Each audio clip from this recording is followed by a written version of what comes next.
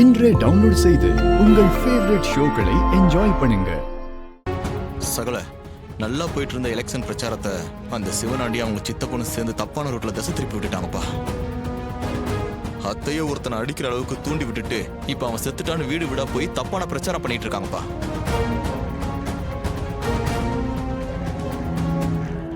ஆமா மாப்ள, ஈஸ்வரிக்கு தான் கெட்ட பேரு. ஊருக்குள்ள ஈஸ்வரிக்கு இருந்த மானம், மரியாதை, கௌரவம், அந்தஸ்து எல்லாத்தையும் ஒரு நொடியில காலி பண்ணிட்டானே. ஊருக்குள்ள தலை காட்ட முடியல.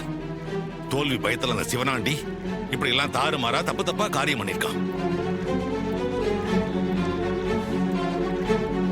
அதோட இல்ல மாமா, ஜனங்க கிட்ட அத்தைய ஏழைங்களுக்கு எதிரானவங்கன்னு ஒரு பின்பத்தை உருவாக்க பாக்குறான்.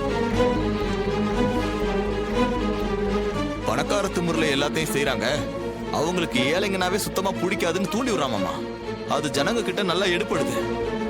அதனாலதான் பிரச்சாரத்தை பாதிரியை முடிச்சுட்டு வீட்டுக்கு வந்துட்டோம் மாமா.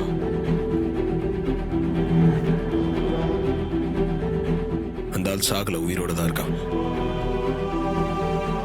இந்த எலெக்ஷன்ல அத்தையை தோக்கடிக்கிறதுக்காக தான் இவனை டிராமா பண்ணிட்டு இருக்கானு. சிவனாண்டியை ஜெயிக்க விடக்கூடாது. சீக்கிரமே அவன் ஆள் உயிரோட தான் இருக்கான்னு நிரூபிக்கணும்.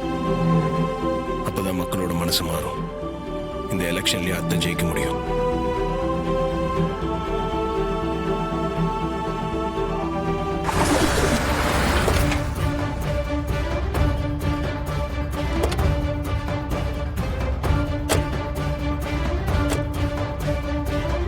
எப்பா என்னப்பா போலீஸ் வராங்க? இப்ப எதுக்காக போலீஸ் வராங்க?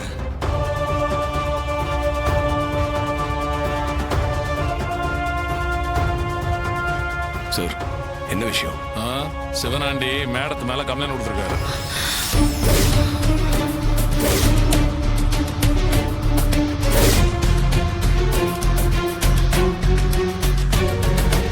என்னன்னு கம்ப்ளைண்ட் கொடுத்துருக்காரு? மேடம் ராமசாமிங்கிறவர் அடிச்சு கொண்டுட்டு தான் புகார் கொடுத்துருக்காரு. இவங்க மேல ஆக்ஷன் எடுக்க தான் வந்திருக்கேன்.